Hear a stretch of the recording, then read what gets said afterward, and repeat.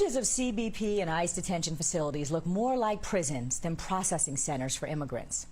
And don't even get me started on the kids in cages. As we watch the disaster at the border with the Haitian refugees this week, I'm reminded that private prison companies run 3/4 of U.S. immigrant detention facilities. The country has also seen a pretty steep increase of immigrants coming in over the last 3 decades. So ICE just figured that it would be best to turn to for-profit prisons and county jails to house immigrants, migrants who are trying to come here. Here to dive into what we're seeing, and let's call it for what it is, it's really the criminalization of immigrants, is social justice warrior and author of Real Impact, The New Economics for Social Change, Morgan Simon, and Matt Nelson, who is Colombian-born and the executive director of Presente. Welcome to you both. Thank you so much for being here.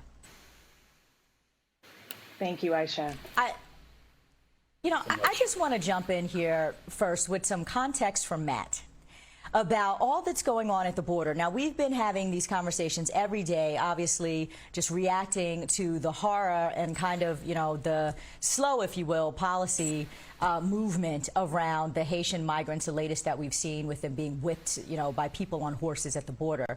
I'm really interested in you just kind of sharing with us what actually happens there with regards to people coming across and being maybe processed is the word that I should use in these detention centers. Tell us what detention centers are for, what they look like, and what's happening to people there.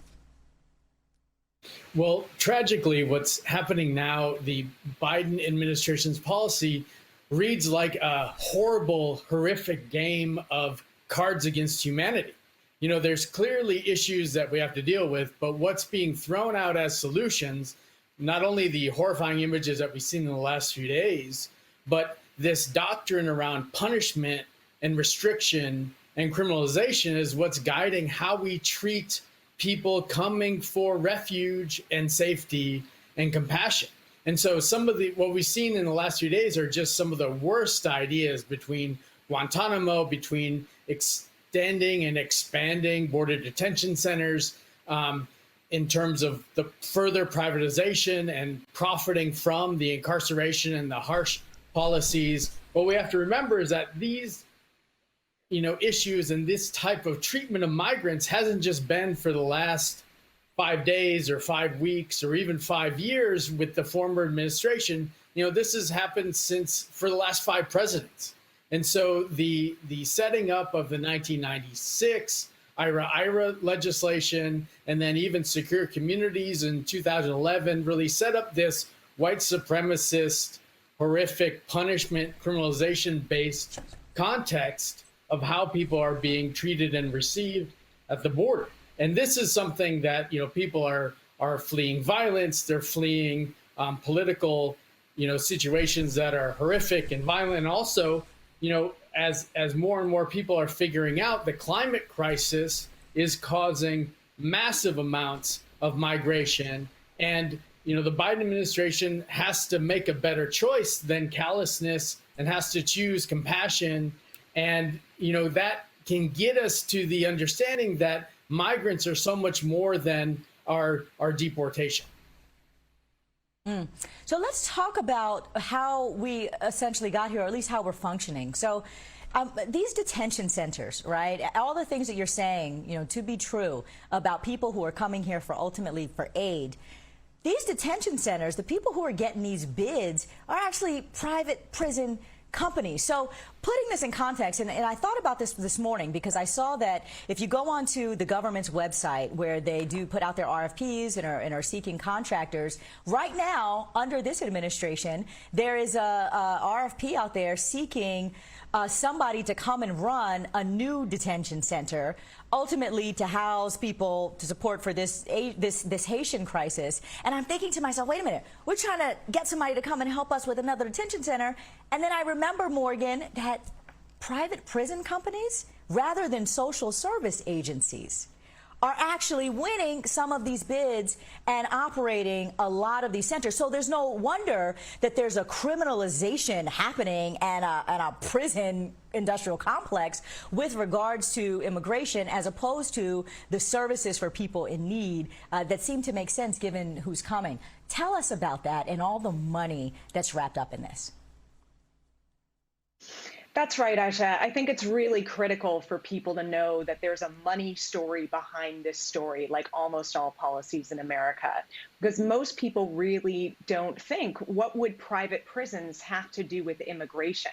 And let's really unpack both sides of that. First is, what do prisons have to do with immigration, period, right? The idea that you cross the border seeking a better life, seeking refuge, and you have to pass through a prison as part of your journey just feels really counter to American values.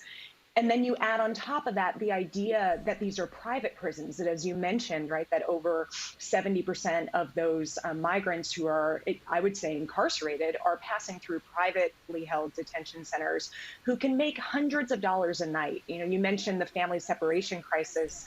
One of those centers, Homestead, had been making as much as $700 a night. You might as well put people up in the Ritz-Carlton.